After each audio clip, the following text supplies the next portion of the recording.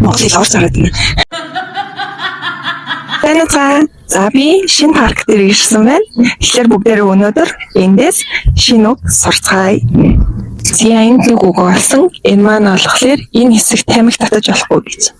За үүнийг болохоор хятад хэлээр гайчүнэй чинши шиян өөрөөр 不可能在这里抽烟 эсвэл 这里不能抽烟.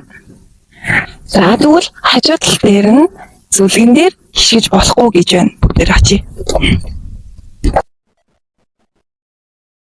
Үүнийг бид нар хятад хэлээр юу гэж хэлж болох вэ? 不采草 эсвэл 禁止在草地上行走. Тэгвэл гүүрээр болгоомжтой гараараа гэхийг хятад хэлээр юу гэж хэлж болох вэ? 在过桥时要小心. Энд цөөрмийн усан цэглэж болохгүй гэж үг байна. Үүнийг хятад хэлээр юу гэж хэлж болох вэ? 不要到池塘游泳.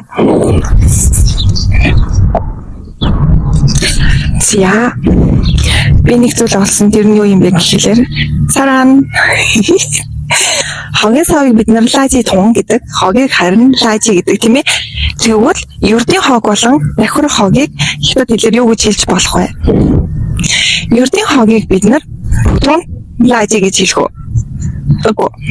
Ердийн хогийг бид нар читалажи гэж хэлнэ. Харин давхар хогийг бид нар хөшөөхүй гэж нэрлэдэг. Өнөөдрийн утсан шинэ үгээ хадгалаад аваарай. За тэгэхээр Улаанбаатар хотод маань ийм гоё том цэцэрлэг түрээлэн нэгдсэн байгаа учраас бүгдээрээ цэцэрлэг түрээлнээ харилцгаая. Дараагийн рил хүртэл бай бай.